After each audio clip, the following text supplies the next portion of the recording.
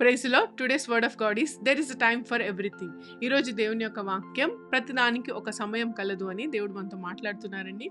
Ecclesiastes chapter 3 verse 1లో there is a time for everything and a season for every activity under the heaven అని రాయబడి ఉందండి. ఈ యొక్క వాక్యంలో దేవుడు మనతో ఏం మాట్లాడుతున్నారంటే అండి, there is a time for everything, ప్రతిదానికి ఒక సమయం కలదని దేవుడు మాట్లాడుతున్నారండి.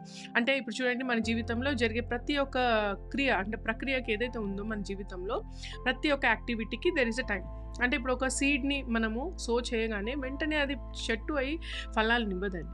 కాబట్టి ప్రతిదానికి మనకి వెయిటింగ్ పీరియడ్ అని కూడా ఉంటుందండి. ఈ యొక్క టైంలో వెయిటింగ్ పీరియడ్ కూడా ఉంటుంది. కాబట్టి మనం ఎప్పుడు కూడా దేవుడు మనల్ని ఆశీర్వదించట్లేదు, నేను ఒక ప్రాజెక్ట్ స్టార్ట్ చేశాను దాంట్లో రిజల్ట్స్ రావట్లేదు, నేను ఒక బిజినెస్ స్టార్ట్ చేశాను దాంట్లో లాభాలు రావట్లేదని మనం అనుకోవద్దండి. దేవుడు ఏం చెప్తున్నాడంటే there is a time for everything. ఎప్పుడు ఏం జరగాలో అది ఆయనకి తెలుసు, ఆయన చేస్తారు తప్పకుండా. మీరు మీ యొక్క పని చేస్తూ వెళ్ళండి, తప్పకుండా దేవుడు మిమ్మల్ని ఆశీర్వదిస్తాడండి. అండ్ మనం చూసుకుంటే అండి, ప్రతిదానికి తొందరపడకూడదు. ఇప్పుడు మనం చూసుకుంటే చిన్నపిల్లలకి బైక్ ఇచ్చి నడపమని చెప్పాం, కార్ ఇచ్చి నడపమని చెప్పాం, దెర్ ఇస్ అ టైం.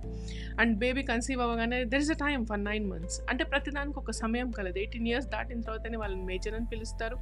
వాళ్ళకి ప్రతి హక్కు ఉంటుంది. మ్యారేజ్ కంటూ ఒక టైం ఉంది, మ్యారేజ్ తర్వాత జరిగిపోయే యాక్టివిటీస్కి కొంచెం టైం ఉంటుంది. ప్రతి దానికి సమయం అన్నది కలదు. కాబట్టి ఏది తొందరపాటుతనంతో నిర్ణయాలు తీసుకోవద్దండి.